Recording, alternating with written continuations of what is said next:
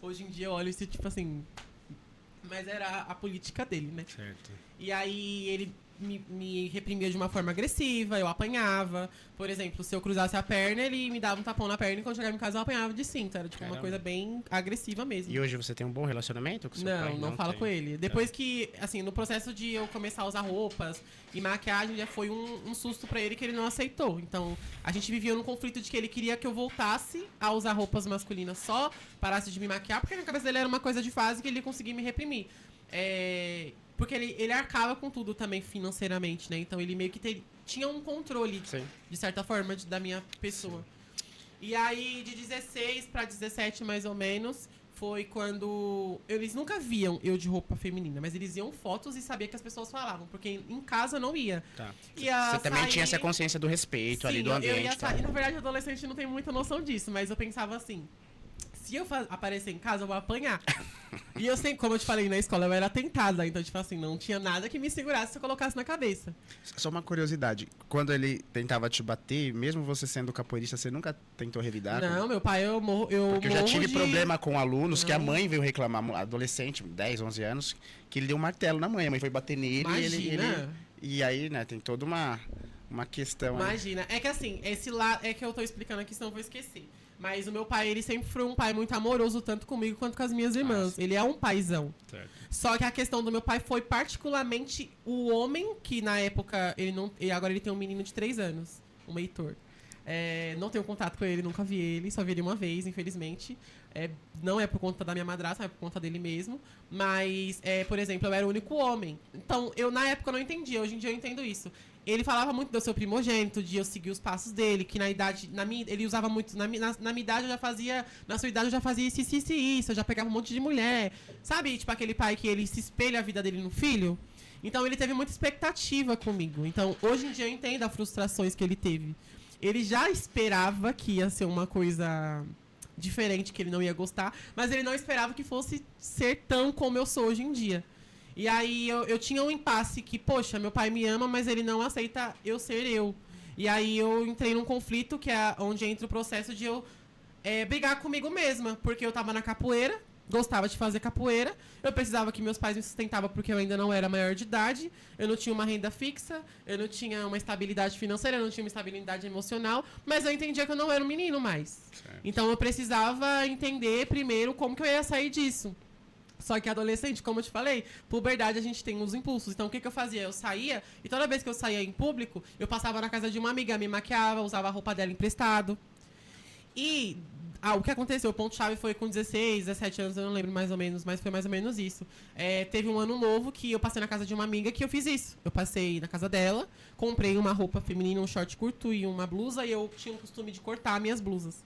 Tipo, minha mãe comprava uma blusa grande, eu cortava ela no meio como se fosse um cropped. E aí eu passei o ano novo na casa da minha amiga e bebi.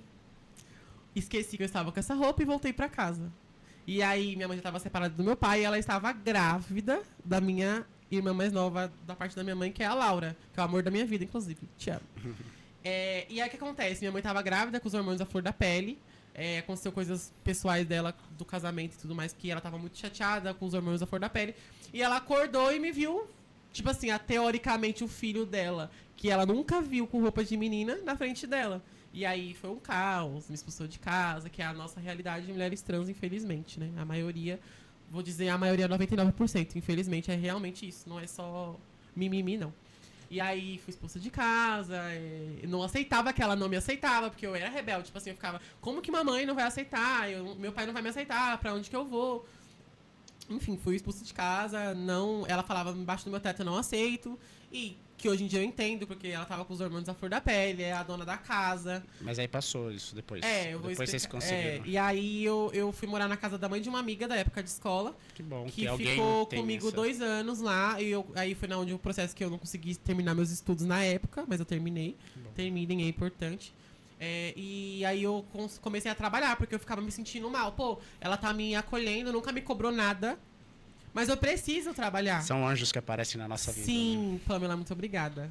Eu não tenho mais contato com ela próxima, mas eu amo ela. Eu nunca vou esquecer tudo que ela fez por mim. Eu não sabia onde que eu ia morar, né, se não fosse ela. E eu não pedi. Mas Aline, entenda o seguinte, às vezes a gente fica com essa sensação de dívida com alguém, mas é como se fosse uma corrente do bem.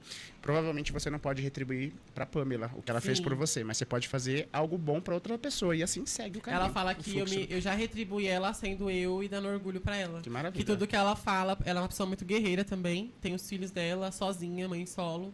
E muito orgulho, ela dá muito orgulho pra gente, ela é uma inspiração também. Eu chamava ela de mãe na época.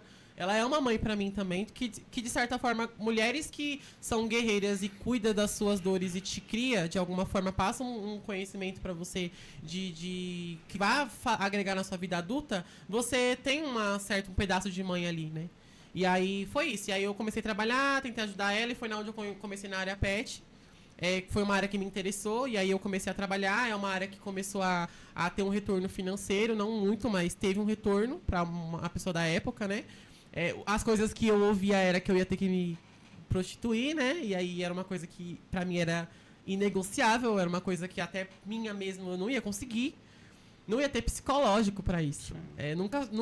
A minha personalidade nunca deixou que eu fosse forçada a fazer algo, nem por dinheiro. E não nada contra quem faça. Eu sou amiga de pessoas que trabalham com isso. É um trabalho como qualquer outro. Mas às vezes uma opção mesmo, é um desespero, igual você. Você se encontrar numa situação onde eu vou morar, o que eu vou comer. É que eu sou uma exceção da regra, na verdade. Porque a realidade é... Não teria a Pamela, vamos dizer assim. Certo. Que me abrigou. Entendi. E aí eu ia ter que morar na rua, eu não ia ter escolha. Aí tem que se virar. Eu ia ter que fazer de algum jeito alguma Entendi. coisa.